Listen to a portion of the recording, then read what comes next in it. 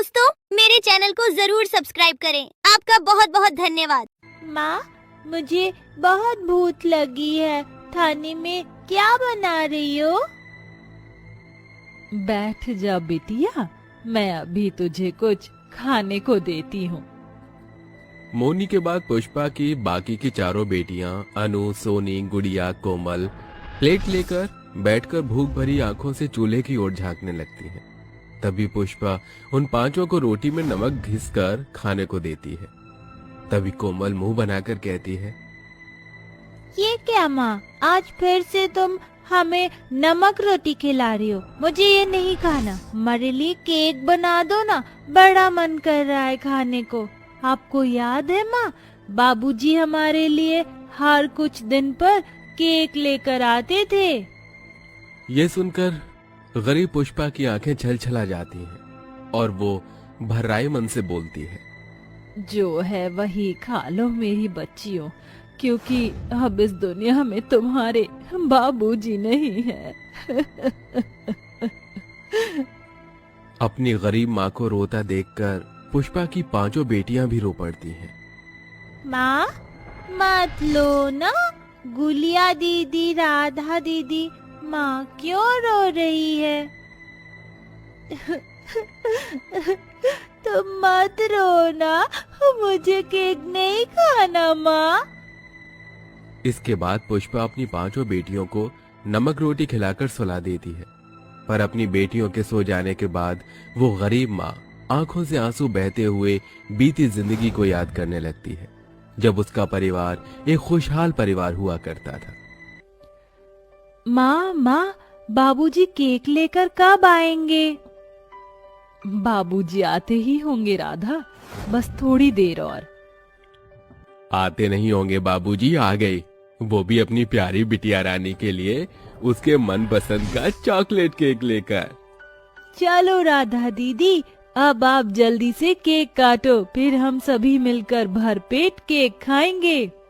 मोहन और पुष्पा अपने हाथों से अपनी बेटी राधा का केक कटवाते हैं। मोहन बहुत ही बढ़िया केक बनाता था। वो केक की एक दुकान पर काम करके अपना परिवार पाल रहा था।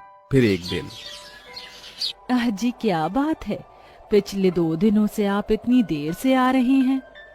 पुष्पा, क्रिसमस आने को है ना, इन दोनों केक की डिमांड बढ़ गई है और फिर नया साल भी आने वाला है, इसीलिए कुछ दिन देर से ही आ पाऊंगा। ठीक है जी, पर आजकल बड़ी कड़कड़ाती ठंड है, दिन रात कोहरा छाए रहता है। 5-6 बजते ही इतनी धुंध छा जा रही है, जरा ध्यान से आना। उस वक्त पुष्पा की जुबान पर जैसे सरस्वती सवार थी। उसके मन का डर आखिरकार सच हो गया। एक रात जब मोहन घर लौट रहा था, तभी कोहरे की वजह से उसे सड़क से आई गाड़ी दिखाई नहीं देती और वो उसे मार कर चली जाती, जिसके बाद उसकी मौत हो जाती है। मोहन के जाने के बाद पुष्पा और उसकी पांचों बेटियों पर जैसे दुखों का पहाड़ टूट पड़ता है। उनके घर में खाने के लाले पड़ जाते हैं।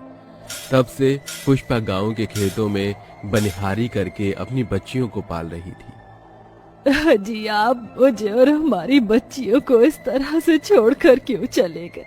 पता है हमारी बेटियां केक खाने के लिए कितना तरसती हैं, और मैं इस गरीबी में उन्हें केक तो क्या 2 वक्त की रोटी भी ढंग से नहीं खिला पा रही हूँ।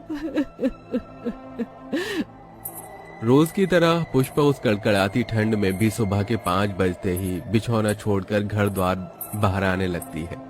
तभी आंगन में झाड़ू लगाते वक्त ठंडी बर्फीली हवा उसकी फटी पुरानी साड़ी से अंदर उसकी रूह तक को सहरा रही थी।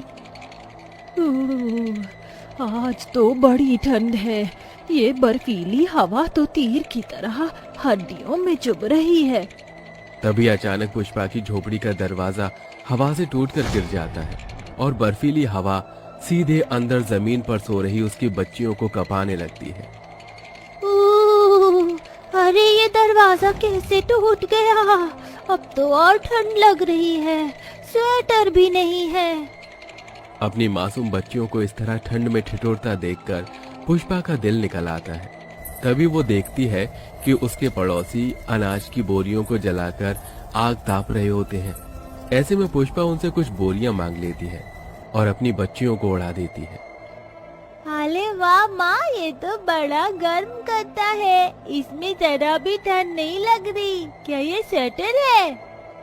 हाँ मेरी बच्चियों, ये बोरा स्वेटर ही हम गरीबों के लिए स्वेटर है।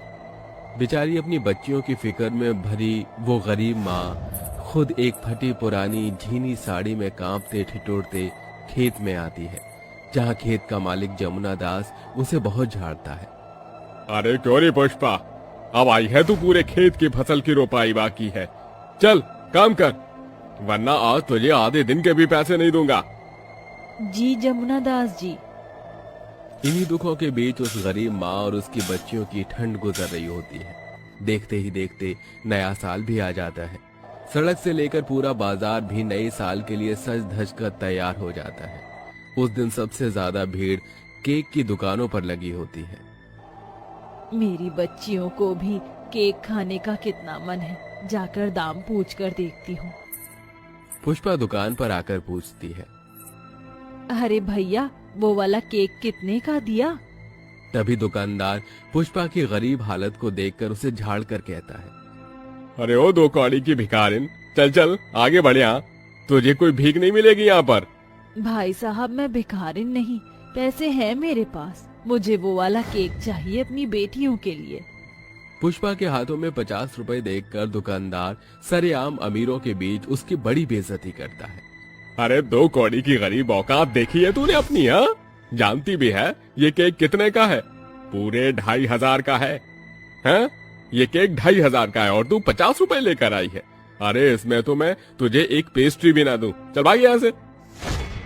दुकानदार पुष्पा को धक्के मारकर भगा देता है और वो घर चली आती है, जहाँ उसकी 5 बेटियां आस लगाई बैठी होती हैं।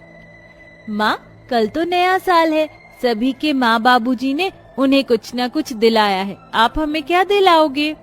पुष्पा अपने आंसू पोंछकर बोलती है, बताओ मेरी बच्ची, तुम्हें क्या चाहिए? माँ, हमें बस एक स्वेटर चाहिए, इन फटे कपड़े में बहुत ठंड लगती है। हम जानते हैं हम गरीब हो गए हैं ना, इसलिए अब हम पहले की तरह नए साल पर केक नहीं खा पाएंगे, तो आप बस हमें एक स्वेटर ही दिला दो। नए साल पर अपनी 5 बेटियों के मन में केक खाने की ललक देखकर पुष्पा का दिल निकल आता है। वो उन्हें गले से लगा के कहती है, नहीं मेरी बच्चियों, मैं तुम्हें कल नए साल पर केक जरूर खिलाऊंगी, ये तुम्हारी इस गरीब माँ का वादा है।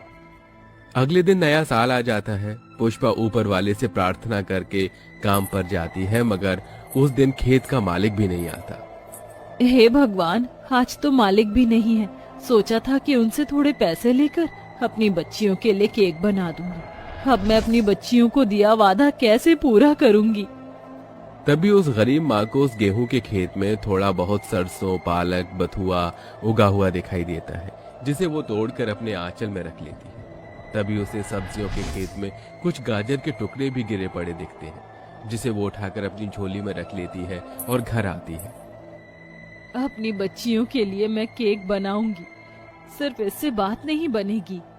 पुष्पा राशन का हर डिब्बा बड़ी उम्मीद से टटोलती है, जिसमें उसे थोड़ा सा सूजी और मैदा मिल जाता है, जिसे मिलाकर वो अपनी 5 बेटियों के लिए घास का केक बनाती है और उसे गाजर के टुकड़े काटकर बड़े ही अच्छे तरीके से सजाकर डबडबाई आंखों से अपनी 5 बेटियों की ओर देखकर कहती है, देखो मेरी बच्चियों, मैंने तुम्हारे लिए केक बना दिया है, आओ चलो केक काटते हैं।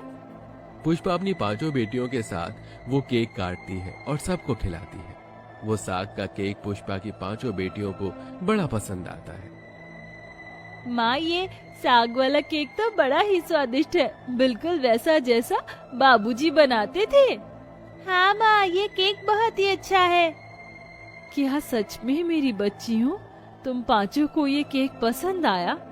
हाँ माँ, ये लो खाकर देखो। पुष्पा को भी वो केक बहुत पसंद आता है। तभी राधा कहती है, माँ, आपने कितना स्वादिष्ट केक बनाया है, अगर हम यही वाला केक बनाकर बेचे तो उससे हमारी खूब कमाई होगी। पुष्पा की बेटी उसको कमाई का रास्ता दिखा देती है, जिसके बाद पुष्पा घास के केक के नाम से एक रेडी लगाती है और तरह तरह का साग वाला केक बनाकर बेचने लगती है, जिससे अब धीरे धीरे उसके हालात ठीक हो जाते हैं।